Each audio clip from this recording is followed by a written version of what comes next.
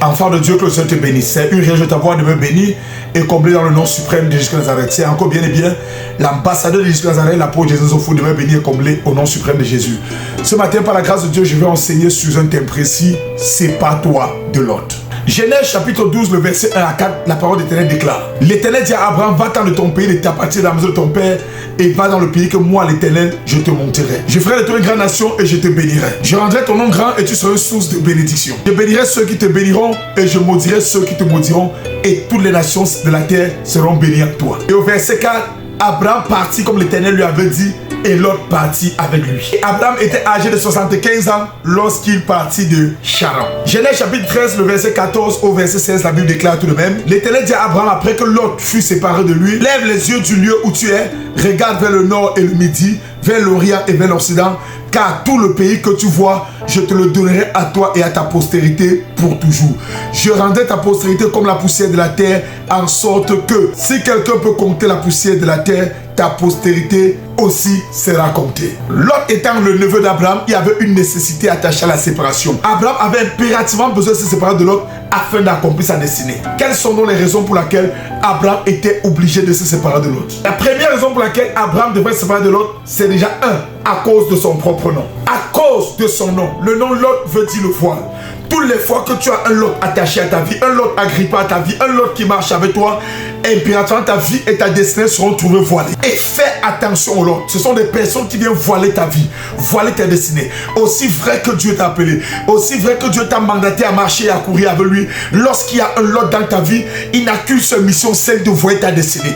Et je prie pour toi qui es connecté à cette heure, tout Lot attaché à ta vie, qui est venu empoisonner, qui est venu couvrir, qui est venu voiler ta vie. La Bible déclare, lorsque Jésus-Christ est mort, le voile du temple était déchiré en deux. Je prie que tout voile qui était imposé à ta vie par la puissance de l'autre, que ce voile sur ta vie soit radicalement déchiré au nom suprême de Jésus. Oui, le nom de l'autre veut dire le voile. Lorsque l'autre est attaché à ta vie, frère, ta vie est voilée. Tu as besoin de te séparer de lui. Oui, tu as besoin. La deuxième raison pour laquelle tu as besoin de te séparer de l'autre, l'autre t'empêche d'écouter Dieu. Lorsque Abraham décida de partir avec l'autre en Genèse 12, au même instant, Abraham a cessé d'écouter Dieu. Abraham n'a plus jamais écouté Dieu. Aucune directive, aucune instruction. Dieu lui a dit, va dans le pays que je te montrerai. Et pendant qu'Abraham partait avec l'autre, Abraham n'a plus jamais eu une sainte communication avec Dieu, n'a plus jamais eu une rencontre avec Dieu, n'a plus jamais eu un temps de communication sincère avec le Dieu qu'il appelait. La voix de Dieu était devenue rare. Abraham n'écoutait plus Dieu. En d'autres termes, c'était comme si Dieu parlait, mais Abraham n'écoutait plus. Déjà même, Dieu était resté silencieux pendant ce longtemps. Abraham a passé une longue période de sa vie, une longue période de son trajet, une longue période de son voyage, sans plus jamais avoir une rencontre personnelle avec Dieu, pratiquement près de 13 ans, sans écouter la voix du Dieu qu'il avait appelé. Pour savoir qui est l'autre attaché à ta vie, à ta destinée, à ton ministère, à tes entreprises, tu constateras que le même Dieu qui t'a appelé, ce même Dieu est devenu silencieux, ce même Dieu ne parle plus, ce même Dieu te donne plus les directives. Ce que tu faisais aisément avec le Dieu qui t'avait appelé, cette chose devient difficile, cette chose devient rare, et tu as l'impression que tu n'écoutes même plus Dieu dans tout ce que tu fais. Même pas que tu as l'impression, mais en vérité, tu n'écoutes plus Dieu dans ce que tu fais. Ton intellect, ton intelligence, ta pensée, ta mentalité, tes réflexions sont plus élevées que ton esprit. La voix de Dieu devient rare dans ta vie. Tu comprends qu'en vérité, il y a un Lot qui est tenu à côté de toi. D'où la simple question: quelle est la dernière fois que tu as écouté Dieu audiblement te parler comme il te parlait encore hier? Oui, si tu n'as plus jamais écouté Dieu te parler comme il te parlait hier, comprends que c'est la présence de l'autre. Et tu as impérativement besoin de te séparer de lui. L'autre va clouer ta vie. L'autre va apporter un retard terrible à ta vie, parce que marcher sans écouter Dieu, c'est être perdu sur la terre des hommes. Et la pire tragédie dans cette génération, c'est de continuer à marcher quand tu n'écoutes plus la voix de celui qui t'a envoyé. Celui qui t'a envoyé, c'est celui qui te montrera la direction à suivre. Lorsqu'il ne te parle plus, frère, comprends qu'il y a un lot qui est à côté de toi. Dieu était resté silencieux à cause de la présence de l'autre. C'est Abraham qui l'a appelé, ce n'était pas l'autre. Genèse 12, le verset 10. Il eut une famine dans le pays et Abraham descendit en Égypte pour y séjourner, car la famine était grande dans le pays. La présence de l'autre provoque la famine. Frère, lorsque les temps deviennent durs, les choses deviennent dures, les activités que tu avais hier sont totalement fermées, tous sont bouchés, jusqu'à ce que tu es sur le point de rétrograder, tu es sur le point de retourner en arrière. Au lieu de retourner en arrière, rappelle et souviens-toi il y a quelqu'un qui est à côté de toi. L'autre, c'est le voile. La présence de l'autre provoque la famine dans ta vie. La présence de l'autre provoque la sécheresse dans ta vie. La présence de l'autre provoque une famine exagérée, un manque exagéré dans ta vie. Voilà le grand Abraham qui est quitté avec des troupeaux exagérés, qui est quitté avec des serviteurs et des servantes, qui s'est retrouvé en train de descendre en Égypte. Combien sont descendus en Égypte aujourd'hui dans leur service pour Dieu?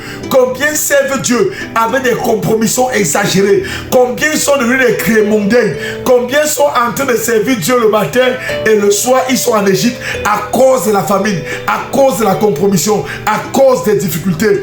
Oui, écoute-moi très bien, toi qui m'écoutes. Si ta vie atteint ce standard, cesse d'accuser Dieu, cesse de dire où est Dieu dans ce qu'il traverse, cesse de penser que Dieu t'a abandonné. Non, loin de là. Il y a un lot qui s'est imposé à ta vie et tu as une obligation sincère, celle de te déconnecter et celle de te séparer de ce lot afin d'accomplir la destinée prophétique que le ciel t'a assigné. La présence de l'autre a provoqué la famine dans la vie d'Abraham jusqu'à le gars se trouver contraint à descendre en Égypte. Frère, n'accepte pas de descendre en Égypte. Chasse l'autre à côté de toi et la famine finira. Chasse l'autre. La quatrième raison pour laquelle il te faut impérativement te séparer de l'autre, l'autre va te pousser à descendre en Égypte. Lorsque la famine a tapé Abraham, Mandé Bragada, il n'avait aucun autre choix que de descendre en Égypte. L'autre ne connaît pas Dieu, frère. L'autre ne parle pas avec Dieu, frère. L'autre n'a pas eu rencontre avec Dieu. L'autre n'écoute pas la voix de Dieu. Lorsque c'est fort, l'autre va te montrer le plan B. Le Dieu qui avait appelé Abraham n'avait jamais présenté l'Égypte à Abraham. Il avait présenté un pays à Abraham. Abraham s'est trouvé contraint à descendre en Égypte, à aller embrasser la vie de l'Égypte, et aller embrasser le système de l'Égypte, et aller embrasser la mentalité de l'Égypte, aller embrasser les choses visibles au lieu d'embrasser les choses invisibles que le ciel avait promis. Oui, l'autre était charnel pendant qu'Abraham était spirituel, mais parce que le fer aiguise le fer, Abraham s'est retrouvé en train de descendre en Égypte. De la même manière que l'autre voulait descendre en Sodome et Gomorrhe, Abraham était contraint de descendre en Égypte, car l'esprit de la régression, l'esprit de la rétrograde spirituelle avait déjà saisi Abraham.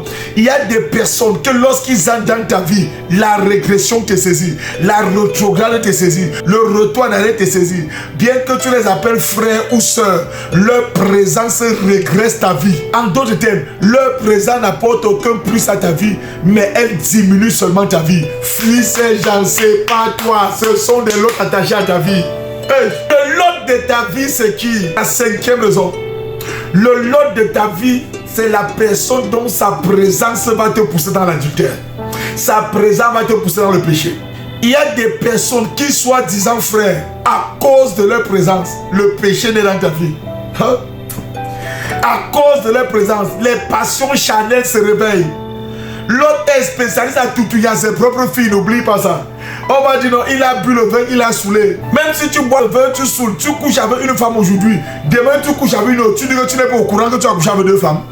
C'était quel genre de vin que tu buvais là? La présence de l'autre a amené Abraham, qui était fidèle pendant 75 ans à sa femme, à aller tomber dans le péché. Frère, il y a des personnes qui entrent dans ta vie. Le péché se déploie, se développe, prend une racine exagérée dans ta vie.